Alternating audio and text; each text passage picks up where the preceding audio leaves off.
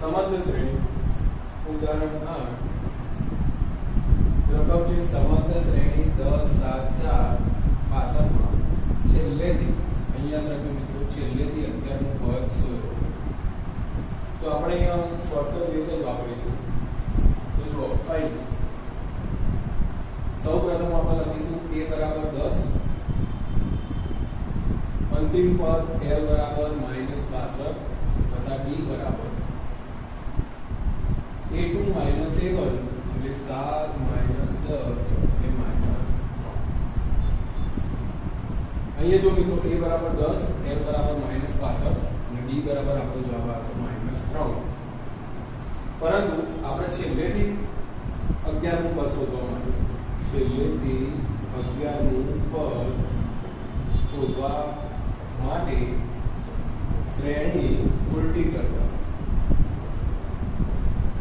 શ્રેણીને મિત્રો આપણે આ રીતે હતી એ જગ્યાએ ઊંધી કરતા છીએ તો હવે આપણું જે અંતિમ પદ હોય ધારો કે જો શ્રેણી ઊંધી કરવી હોય તો 1 2 3 4 5 શ્રેણી હોય તો ઊંધી કરવી હોય તો કઈ થાય 5 4 3 2 અને 1 તો જે અંતિમ પદ હતું એ હવે થઈ જશે પ્રથમ પદ અને તફાવત જે d આમાં 1 હતો આમાં હશે -1 તો તફાવત d માઈનસ હોય તો પ્લસ લઈ લેવાનો તો આપણે જો 11 નું પદ શોધવા માટે હવે a બરાબર -62 જે અંતિમ પદ હતું એ પહેલું પદ થઈ જશે તથા d બરાબર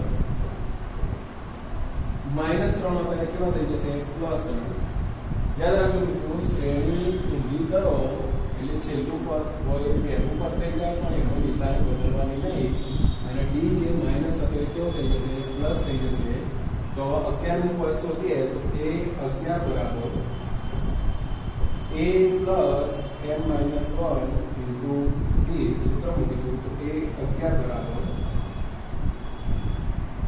a બરાબર -62 n બરાબર n આપણો 11 નું પદ તો 11 minus 1 અને d જે આપણે ઊંધા કરી લખ્યા હતા એ 3 તો a 11 બરાબર -62 plus 11 minus 1 એટલે 10 ગુણ્યા 3 તો a 11 બરાબર -62 plus 10 30 તો a 11 બરાબર -62 plus 30 -32 તો શ્રેણી ઊંધી કરતા અથવા શ્રેણી નું છેલ્લેથી 11 નું પદ -32 અહીંયા મિત્રો આપણે દાખલો પૂરો કરીએ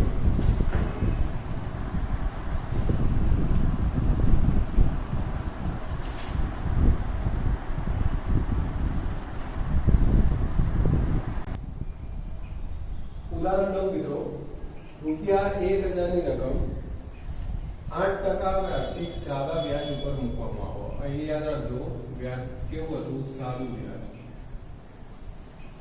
દરેક વર્ષના અંતે મળતા વ્યાજની ગણતરી કરો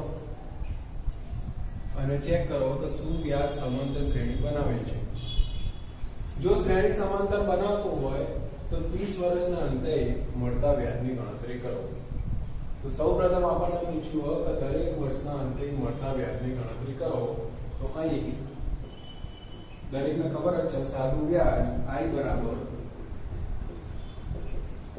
PRN ભાગ્યા 100 તો પ્રથમ વર્ષના અંતે શોધવું હોય તો P એટલે મૂડી 1000 વ્યાજનો દર 8% પહેલા વર્ષે હોય તો 1 ભાગ્યા 100 અહીં યાદ રાખજો પહેલા વર્ષ માટે n બરાબર 1 0 0 જતા રહે તો 10 ગુણ્યા 8 એટલે 80 રૂપિયા પહેલા વર્ષે મળશે 80 રૂપિયા બીજા વર્ષે સાદું વ્યાજ ફરીથી PRN ભાગ્યા 100 P બરાબર 1000 ફરીથી વ્યાજનો દર તો 8% જ રહેશે પરંતુ n બદલાઈ જશે કારણ કે બીજા વર્ષ માટે 2 ભાગ્યા 100 0 0 જતા રહે તો 8 × 2 = 16 16 × 10 એટલે 180 60 રૂપિયા. એ જ રીતે ત્રીજા વર્ષ માટે ફરીથી આ જ સૂત્ર I બરાબર PRN ભાગ્યા 100, P બરાબર ફરીથી 1000, વ્યાજનો દર 8%, n બરાબર ત્રીજા વર્ષ માટે 3 ભાગ્યા 100, 0 0 જાય એટલે 8 તરી 24 ગુણ્યા 10 એટલે 240 રૂપિયા. અહીંયા મિત્રો જો 80 પછી 160 પછી 240, દરેક વખતે 80 રૂપિયાનો વધારો થાય છે. તો કઈ ફક્ત આપણને વ્યાજ માટે કીધું હતું. તો પ્રથમ પદ a બરાબર 80 તથા સામાન્ય તફાવત d બરાબર એ પણ કેટલો મળે આપણને 80 રૂપિયા. પેલા અહીંયા લખી દઈશું કે આ સમાંતર શ્રેણી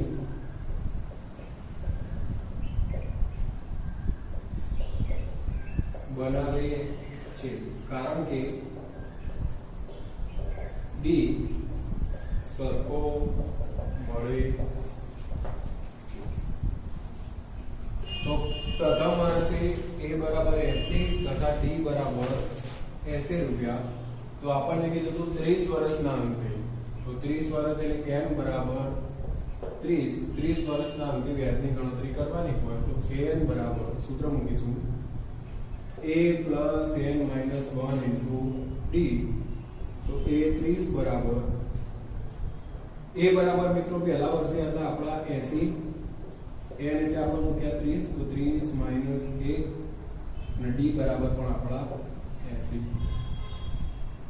તો a 30 બરાબર 80 વત્તા 29 ગુણ્યા 80. તો પેલા 29 ગુણ્યા 80 ની જગ્યાએ આપણે 8 કરી નાખીએ તો 8 નંબર 72, 8 દુ 16, 16 ને 7 23.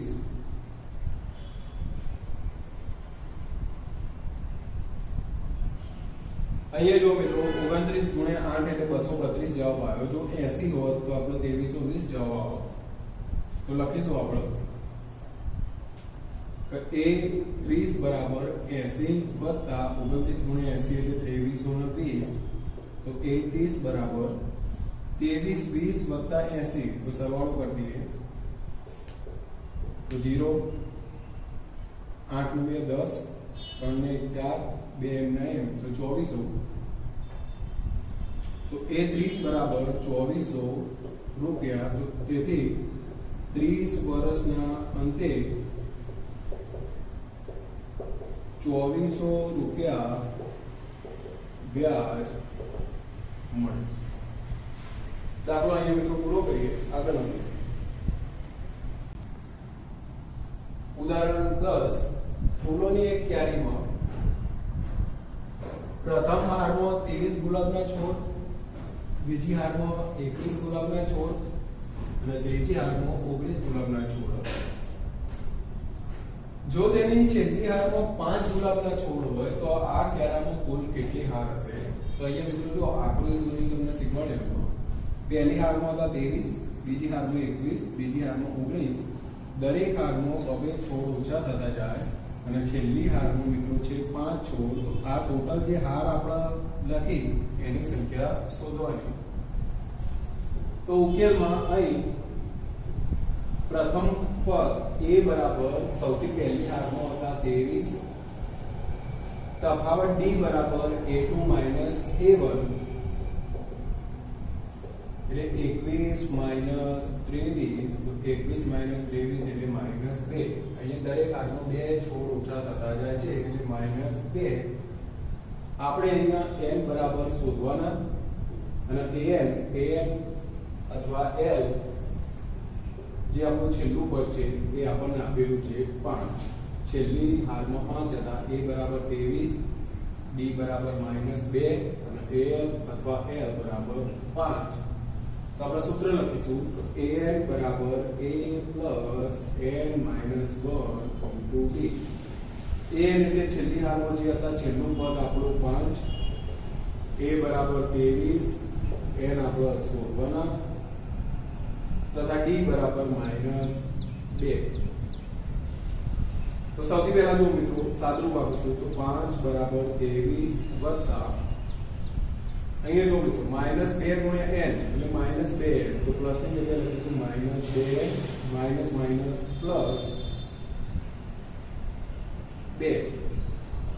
તો 5 બરાબર આ 23 વત્તા 2 એટલે 25 માઇનસ 2. હવે -2 ને આ બાજુ લઈ લઈશું તો થઈ જશે +2 અને 5 ને પેલી બાજુ લઈ લઈશું તો 25 માઇનસ 5. તો 2n બરાબર 25 માઇનસ 5 એટલે 20. અહીંયા લખું આગળ. તો 2n બરાબર 20 તેથી n બરાબર 20 ભાગ્યા 2 તેથી n બરાબર 10. તેથી લખી શકાય કે 11 માં કુલ 10 ભાર આપણે અહીંયા દાખલો પૂરો કરીએ.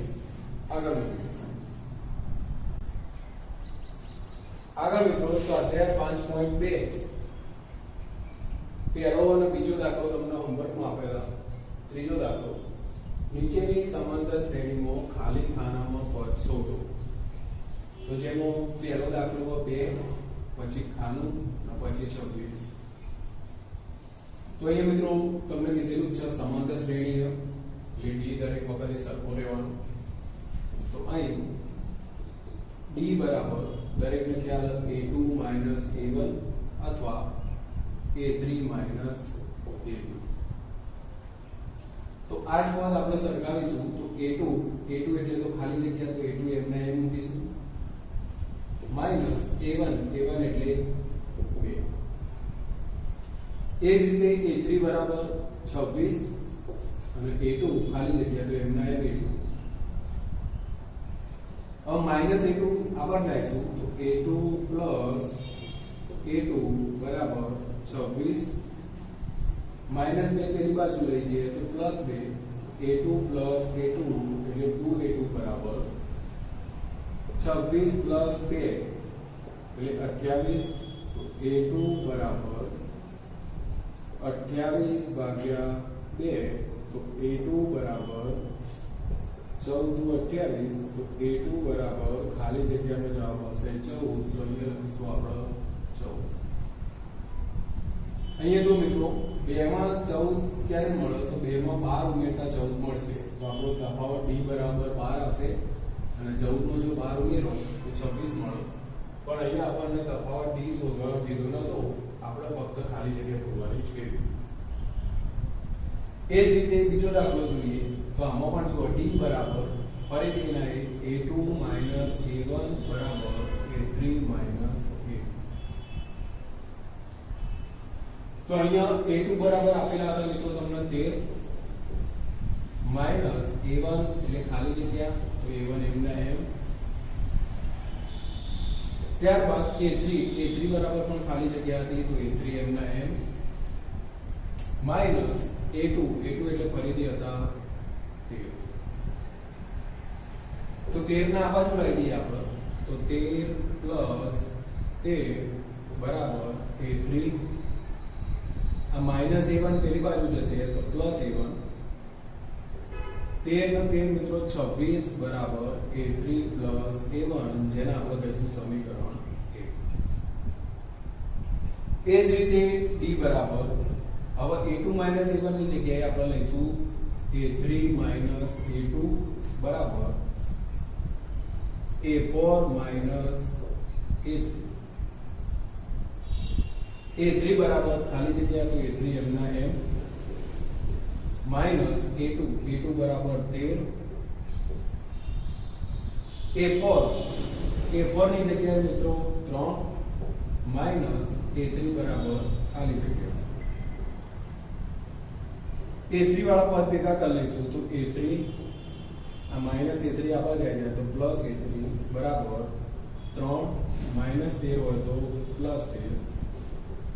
a3 વત્તા a3 એટલે 2a3 બરાબર 13 ના 3 16. તેથી a3 બરાબર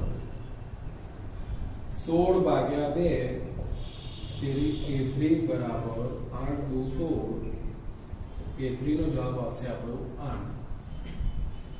તમારે મિત્રો આ ઉપરનું સ્ટેપ ના કરવું હોય અને ડાયરેક્ટ આ સ્ટેપ થી શરૂઆત કરવી હોય તો પણ તમે કરી શકો. a3 બરાબર 8 શોધીને તમે તફાવત d શોધીને ખાનું પૂરી શકો. અહીંયા જો મિત્રો આપણે આ જ રીતે આગળ વધીશું. તો a3 બરાબર આપણો જવાબ આવ્યો તો 8. આ a3 ને આપણે સમીકરણ 1 માં મૂકતા. તો a3 બરાબર 8 સમીકરણ 1 માં મૂકતા તો 26 બરાબર a3 વત્તા a1. તો 26 બરાબર a3 ની જગ્યાએ મૂકીશું આપણે 8 પ્લસ a1. તો a1 બરાબર 8 ના આપણે લઈ લઈશું તો 26 માઈનસ 8. તો a1 બરાબર 26 માઈનસ 8 એટલે મિત્રો જવાબ આવશે આપણો 18. તેથી a1 બરાબર 18 અને a3 બરાબર 8. તો આપણે મૂકી દઈશું a1 બરાબર 18 જ્યારે a3 બરાબર 8.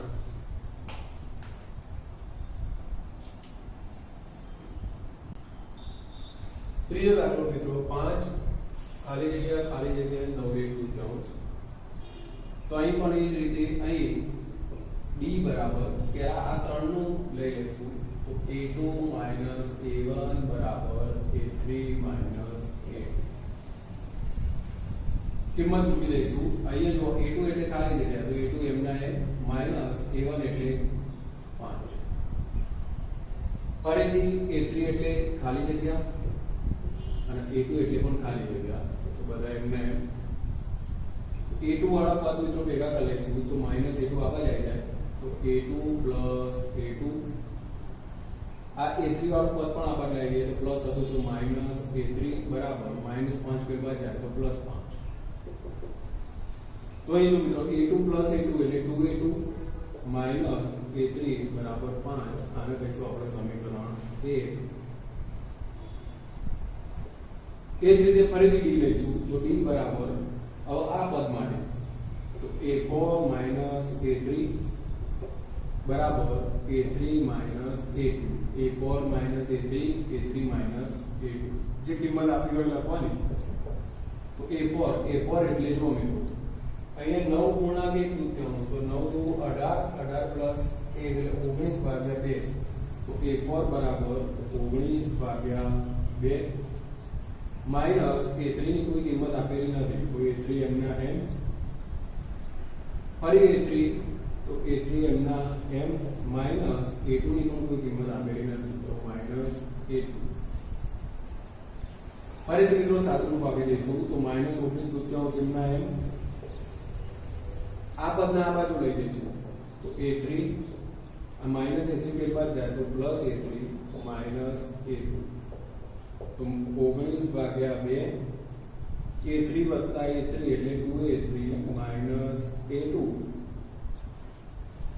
આ મિત્રો જો 2 ને પેલી બાજુ લઈ જઈશું તો 19 બરાબર આ બે સંપૂર્ણ પદ સાથે ગુણાશે તો 2 દુ 4 a3 માઈનસ 2a2.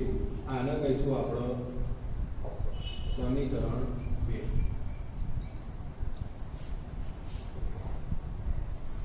ત્યારબાદ જો મિત્રો અહીંયા 2a2 પ્લસ માં છે અને અહીંયા માઈનસ 2a2 છે તો બંને સમીકરણનો સરવાળો કરતા તો સમીકરણ 1 અને 2 નો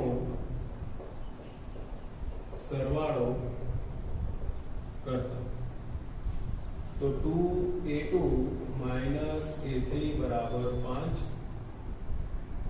અહીંયા જો મિત્રો માઈનસ 2a2 તો અહીંયા લખીશું માઈનસ 2a2 પ્લસ 4a3 તો પ્લસ 4a3 બરાબર 19 તો બરાબર 19. સરવાળો મિત્રો ધ્યાન રાખજો. પહેલો પદ હતો 2a2 માઈનસ a3 બરાબર 5. બીજું પદ માઈનસ 2a2 પ્લસ 4a3 બરાબર 19 તો બરાબર 19. અહીંયા 2a2 પ્લસ 2a2 માઈનસ જતા રહેશે. જ્યારે 4a3 માઈનસ a3 તો 4 માંથી એક બાદ કરો તો 3a3 બરાબર 19 ને 5 24. તેથી a3 બરાબર 24 24 ભાગ્યા 3 તો 8 તરી 24 A3 ની જગ્યાએ મૂકીશું આપણે 8. એ જ રીતે જો મિત્રો A3 બરાબર 8 આવ્યો તો હવે A2 ની કિંમત શોધવા માટે A3 બરાબર 8 સમીકરણ 1 માં મૂકતા